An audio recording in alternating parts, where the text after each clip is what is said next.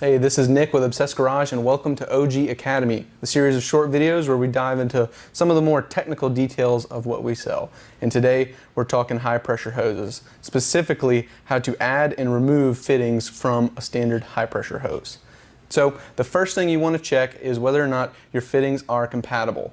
All high pressure pressure washer hoses that we sell are terminated in 3/8 inch NPT threads. So all that basically means is you want to make sure your fittings are compatible with 3/8 inch NPT female threads. So inevitably you're going to run into a situation where you need to remove a fitting from a hose. Whether the hose has been used or not, they're going to be crazy tight. That's partially due to the torque spec that we torque them down to, and also when you pressurize a high pressure hose, it actually pushes the threads together, creating an even tighter seal. So we advise putting the hose in a vise, but we don't have a vise in here today, so I'm going to show you how to use the double wrench method. So to remove the fitting, we're first going to take a wrench, place it facing away from me. We're going to take the second wrench, put it right on here, and we're going to push it down towards the table. Again, these things are going to be crazy tight, so if you need to use a double wrench method, push even harder, use a cheater bar, it's totally fine, totally normal. Eventually it'll be loose enough to where you can get it with just one hand. There we go. And your fitting is removed. It's important to make sure your threads didn't get marred up or damaged in the process of removing the fitting. One way you can check is by removing the Teflon tape and inspecting the threads close up. So now that you got all your fittings off, if you want to reinstall one, like I mentioned before, we're going to have to use some Teflon tape.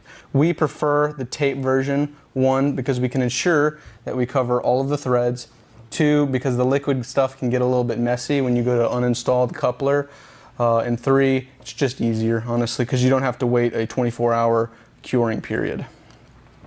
So we're going to start our tape on the threads, get our first wrap. We recommend 5 to 7 wraps.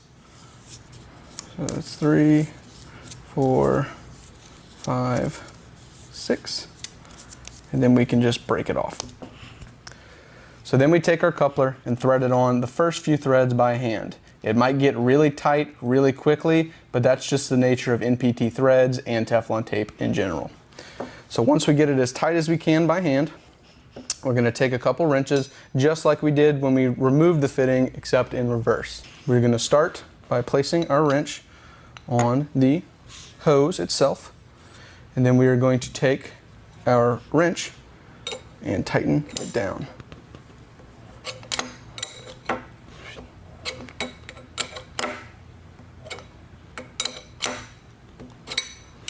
So I'll get it started.